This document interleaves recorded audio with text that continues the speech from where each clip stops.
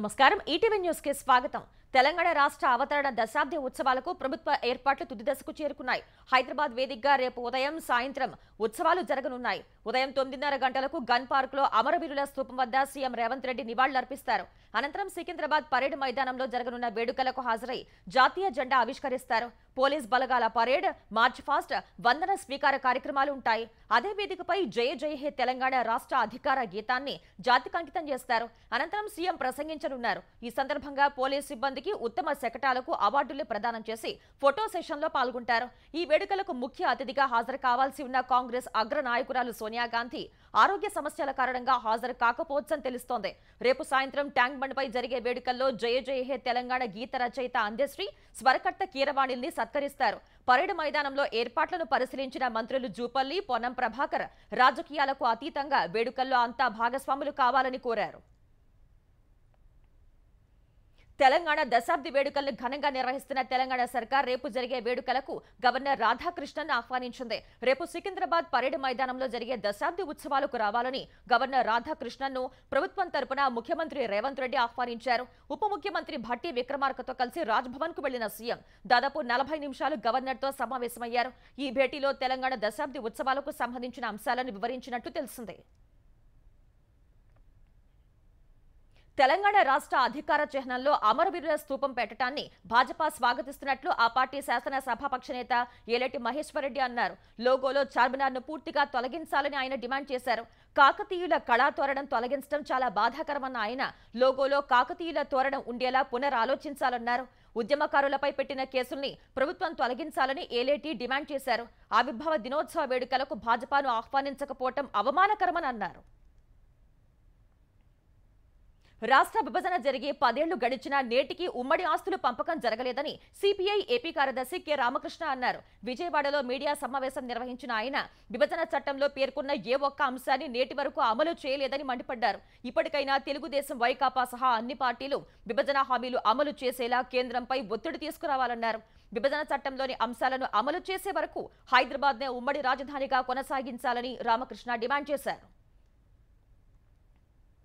AP ప్రభుత్వ ప్రధాన కార్యదర్శి జవహర్ రెడ్డితో జనసేన నేత మూర్తి యాదవ్ కు ప్రాణహాని ఉందని తెలుగుదేశం సీనియర్ నేత వర్ల రామయ్య ఆరోపించారు. సీఎస్ చుట్టూ పెద్ద భూ మాఫియా తిరుగుతోందని ఆక్షేపించారు.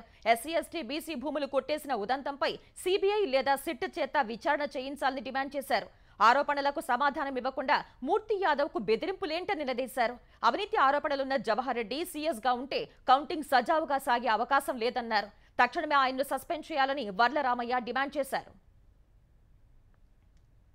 మాచర్ల ఎమ్మెల్యే పిన్నెల్లి రామకృష్ణారెడ్డి నుంచి తనకు ప్రాణహాని ఉందని, ఆయన అరెస్ట్ చేయకుండా హైకోర్టు ఇచ్చిన ఆదేశాలను రద్దు చేయాలని దాఖలైన పిటిషన్పై ఈ నెల 3న విచారణ చేపట్టనున్నట్లు సుప్రీంకోర్టు తెలిపింది. ఈ మేరకు పిన్నెల్లి బాధితుడు నంబూరి శేషగిరిరావు వేసిన పిటిషన్ను సుప్రీంకోర్టు విచారణకు స్వీకరించింది. మే నెల 13న పోలింగ్ జరుగుతుండగా ఈవీఎం ధ్వంసం చేసిన ఘటనలో తనపై దాడి చేశారని శేషగిరిరావు పిటిషన్లో పేర్కొన్నారు. సార్వత్రిక ఎన్నికల పోలింగ్ రోజున విధ్వంసానికి పాల్పడిన ఎమ్మెల్యే ఓట్ల లెక్కింపు రోజున కూడా హింసకు పాల్పడే అవకాశం ఉందని తెలిపారు. అందుకే ఈ నెల 6 వరకు పిన్నెల్లిని అరెస్ట్ చేయవద్దన్న హైకోర్టు ఉత్తర్వులు కొట్టివేయాలని శేషగిరిరావు సుప్రీంకోర్టును కోరారు. ఇదే సమయంలో ఈవీఎంను ధ్వంసం చేసిన ఘటనలో పక్కా సాక్ష్యాలు, సీసీటీవీ రికార్డు ఉన్న ఎమ్మెల్యే, ఆయన అనుచరుల పేర్లు కూడా లేకుండా కేసు పెట్టారని శేషగిరిరావు కోర్టుకు తెలిపారు. గుర్తు తెలియని వ్యక్తులు ఘటనకు పాల్పడినట్లు స్థానిక వీఆర్ఓ ఫిర్యాదులో పేర్కొన్నారని వివరించారు. ఈ అంశాలు పరిగణనలోకి తీసుకోకుండానే హైకోర్టు అరెస్టు నుంచి పిన్నెల్లికి మినహాయింపునిచ్చినట్లు వివరించారు. ఈ పిటిషన్ను స్వీకరించిన సుప్రీంకోర్టు ఈ నెల 3న విచారణ చేపట్టనున్నట్లు తెలిపింది. విజయవాడలో డయేరియా లక్షణాలతో చనిపోయిన వారి సంఖ్య 9కి చేరింది. కలుషిత నీటి కారణంగానే తమ కుటుంబ సభ్యులు మరణించారని బాధిత కుటుంబ సభ్యులు ఆరోపిస్తున్నారు. ఈ మేరకు వామపక్షాల ఆధ్వర్యంలో ఆందోళనకు దిగిన బాధిత కుటుంబ సభ్యులు పాడైపోయిన తాగునీటి పైప్లైన్ల మరమ్మతులు సకాలంలో చేయాలని డిమాండ్ చేశారు. తాగునీటిలో సమస్యల వల్ల తమ కుటుంబ సభ్యులు చనిపోతే ఇతర అనారోగ్య సమస్యలు ఉన్నాయంటూ విజయవాడ కార్పొరేషన్ అధికారులు చెప్పడం దారుణమని బాధిత కుటుంబ సభ్యులు ఆవేదన వ్యక్తం చేశారు. అటు వారం రోజుల్లోనే డయేరియా బారిన పడి 9 మంది చనిపోవడంపై తెలుగుదేశం అధినేత చంద్రబాబు ఆవేదన వ్యక్తం చేశారు. బాధితుల సంఖ్య పెరుగుతూ ఉండటంపై ఆందోళన వ్యక్తం చేశారు. కలుషిత నీటి వల్లే ప్రజల ప్రాణాలు పోయే పరిస్థితి వచ్చిందని అధికారులు తక్షణ చర్యలు తీసుకోవాలని డిమాండ్ చేశారు. బాధిత కుటుంబాలను ప్రభుత్వం ఆదుకోవాలని కోరారు. తెలంగాణలో కాంగ్రెస్ అధికారానికి రాగానే మళ్లీ చీకట్లు మొదలయ్యాయని భారత కార్యనిర్వాహక అధ్యక్షుడు కేటీఆర్ ఆరోపించారు. ఈ మేరకు తెలంగాణలో కరెంటు కోతలపై పలువురు నెటిజన్లు పెట్టిన పోస్టుల్ని ఉప ముఖ్యమంత్రి భట్టి విక్రమార్కకు కేటీఆర్ ట్యాగ్ చేశారు. కరెంటు కోతలు లేకుండా విద్యుత్ రంగంలో భారాస సృష్టించిన మౌలిక సదుపాయాలను కూడా వాడుకోలేని దుస్థితిలో ప్రస్తుత కాంగ్రెస్ ప్రభుత్వం ఉందని కేటీఆర్ విమర్శించారు.